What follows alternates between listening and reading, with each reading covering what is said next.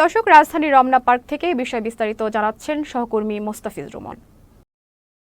দর্শক, আমরা আছি রমনা পার্কে। ঈদের দ্বিতীয় দিনে এখানে কিন্তু আজকে উপচে পড়া ভিড়।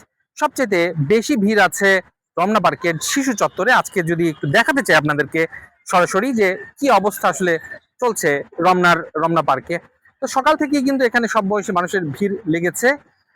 সবচাইতে বেশি আহ, ভিড় হচ্ছে শিশুদের। শিশুরা পরিবার পরিজনদের সাথে এসেছে, একটু আড্ডায় মেতেছে। আপনারা দেখতে পাচ্ছেন শিশু চত্বরে যে শিশুরা খেলাধুলা করছে। এর মধ্যে অনেকেই কিন্তু যারা হচ্ছে এসেছেন, নববিবাহিত দম্পতি যারা রয়েছেন তারা কিন্তু এসেছেন, স্বামী স্ত্রী যারা এসেছেন তারা এসেছেন এখানে।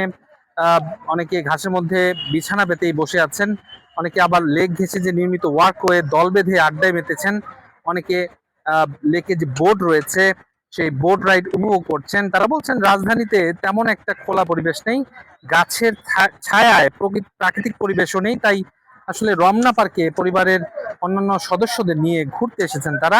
এক কথায় ঈদ পরবর্তী ছুটির দিনে রাজধানীর রমনা পার্ক পরিণত হয়েছে এক উৎসব মুখর মিলন মেলায়। আপনারা দেখতে পাচ্ছেন রমনা পার্ক থেকে রমনা পার্কের যে বর্তমান অবস্থা, সেই বর্তমান অবস্থা দেখানোর চেষ্টা করছিলাম। এক কথায় বলতে গেলে সময় যত গড়াচ্ছে, অর্থাৎ এখন দুপুর বিকেল নাগাদ কিন্তু এই দর্শনার্থীদের সংখ্যা আরো বাড়বে। তো এই ছিল আমার কাছে আপাতত রমনা পার্ক থেকে বিস্তারিত।